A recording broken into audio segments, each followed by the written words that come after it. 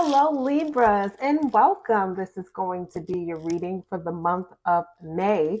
This is going to be for Sun, Moon, Rising, Venus placements. Before I get into the reading, I want you guys to know these are general meaning they may or may not resonate for you. If you are watching as a sun sign Libra and it's not resonating, check your Moon, Rising, Venus placements. Let's just get into it. Let's see what's going on for the month of May. I want to get the monthlies out there, like a little bit in advance so you have time to prepare. Spirit, what advice, what messages, I'm sorry, do you have? Oops. For Libras, Sun, Moon, Rising, Venus placement. Messages for Libras, Sun, Moon, Rising, Venus placements. So let's just get into it. Let's pull a few cards. First up, we have Eight of Wands. The Eight of Wands is saying, Libra, there is a lot of communication, okay? A lot of communication, fast communication. This is like texting back and forth, DMing, could be, emailing, dating apps, whatever that is. Man, sorry. My cat tends to jump on my table and I'm like seeing her hair and it's annoying me, so I'm trying to get it off. But yes, Eight of Wands. Yeah, messages back and forth. So if this is a newer connection you are dealing with, is a lot of communication early on. They're very consistent. They're very reliable, it seems like. So I like how this is starting. It's starting off good, Libra. We're going to pull a few other cards.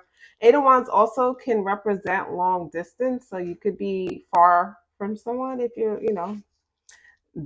could be a long distance relationship. That's why, this kind of communication is necessary. Knight of Cups, Pisces energy. So we have water here.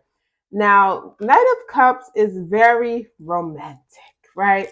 The Knight of Cups, they come sometimes bearing gifts and sweet words, and they just want you to know that romance truly still exists. Like, I think of all of like Prince, literally Knight of Cups is Prince Charming. Prince Charming coming in to kind of rescue their princess, I guess. And it could be vice versa. It doesn't have to be technically, man and woman to men to woman, but I was just using kind of that energy because that's what the Knight of Cups is. The Knight of Cups, sometimes they're just not, they could be a little bit more realistic. I'm not going to lie, because they could be in this fantasy. Like love to them is like this extravagant thing, romantic thing, but love is also tough times, right? So it's just, having that kind of realization that, okay, yes, the gifts, yes, the sweet words, yes, the poetry is good, but, have some reality also in there. We have the Four of Cups, okay? Yeah. There's a nervous energy that someone could get bored and you don't want that, or someone could feel that way about you, Libra. But Libra, your seventh house, you like to be in relationships. Seventh house is the house of marriage, is the house of partnership, serious long term, right? And if someone's kind of a Knight of Cups energy who loves things to always be on, always romantic, it's like a part of you worries that when it's not like this, will you leave, right? When it's a Four of Cups energy, right? When there's nothing going on and we're just sitting around watching TV, or, nothing, crazy is happening, whether good or bad, it's just regular life. Will you get bored? Will you, get distracted and look elsewhere? And I kind of get it. I can get why you would feel that way. Um, yeah. So we have the Eight of Swords. Eight of Swords is oh man, in your head a lot, right? Being kind of weighed down, bogged down by your thoughts, like trying to escape your own thoughts. It's kind of hard, right? It's like a mental, like imprisonment kind of energy where there's someone that's just worried. The mind is constantly going when it comes to a connection. So next we have the Seven of Pentacles. Now, how do you know someone is who they say they are? How do you know if someone is, if the gifts and the nice words and all this stuff is, real, and it's not like love bombing and then they're going to discard you any moment? You really don't know, okay? And I know that that sucks to say, but you don't really know until you kind of, you're in it, right? You only could evaluate their words with their actions both at the same time. But Seven of Pentacles, that tells me there's progress being made. A little bit of progress is better than no progress, right? Two of Wands, decisions, decisions, decisions. Just have the conversation. You're talking to this person a lot as it is. It's safe to say that there is some type of, it has to be a little bit of trust or a little bit of, like, even if it's not trust, like this communication is just naturally bringing you closer. So there has to be a bit of closeness if you're talking this much to where, you should be able to kind of be open and, don't worry about it. Like you can ask the tough questions. Like, are you seriously in this with me? Like before I decide to move forward with you, how do you handle conflict if something arises? Do you run away? You know, all the stuff that you're showing me now, does it just disappear? We have the Hierophant. What are your morals? Hierophant is Taurus energy, it's integrity. It's literally, it says morals, right? What is your morals? What is your values? That's gonna tell you. Now, some of you guys, you're just dating and you're trying to figure it out. You're trying to figure out the difference in people, like whose morals matches yours, who is similar to you, who will stand by you, who's able to kind of you know, go through things and not just get flustered or, shy away from having the tough conversations. And that comes down to morals, that comes down to values, it comes down to kind of what they've seen or, what do they pride themselves on.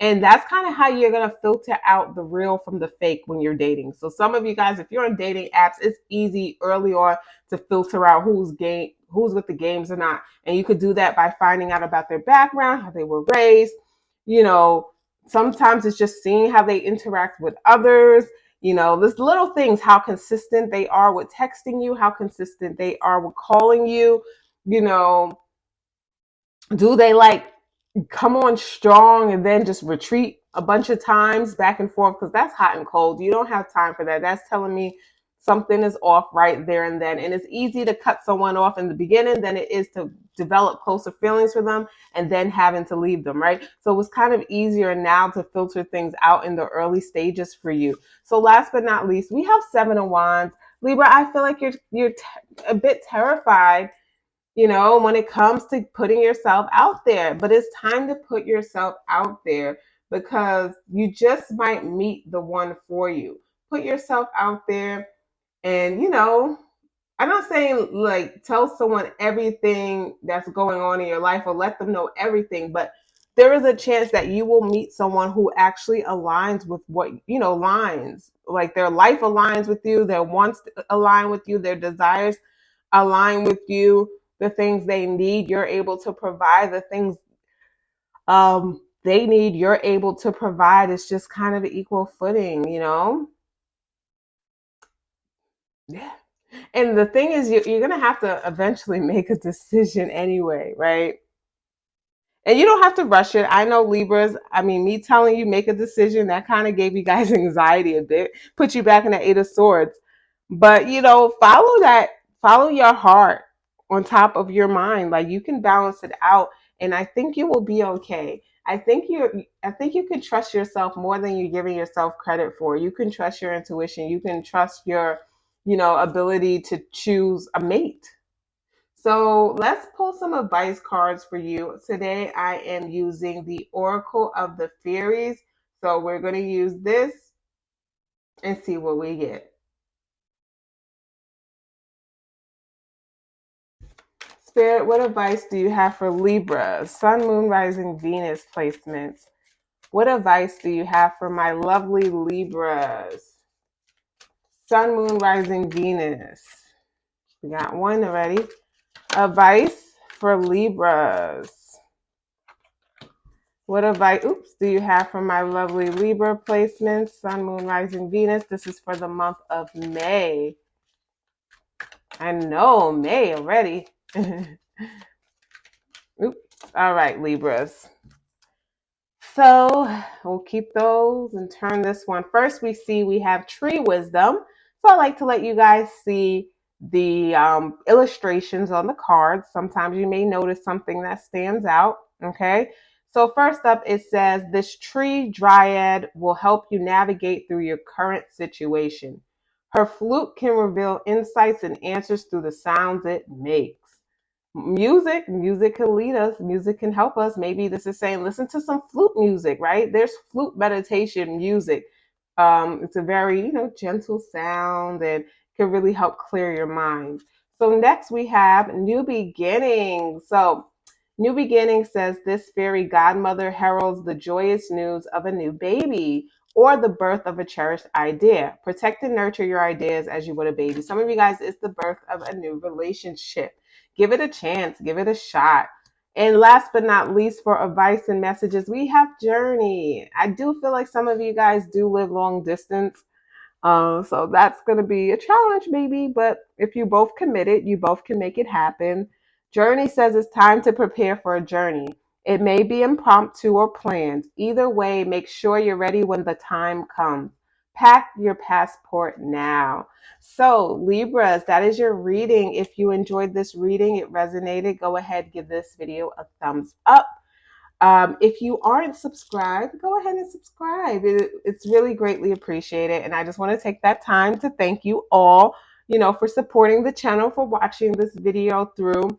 It does not go unnoticed. And I just want you guys to have an amazing day and also an awesome May. All right. Bye, guys.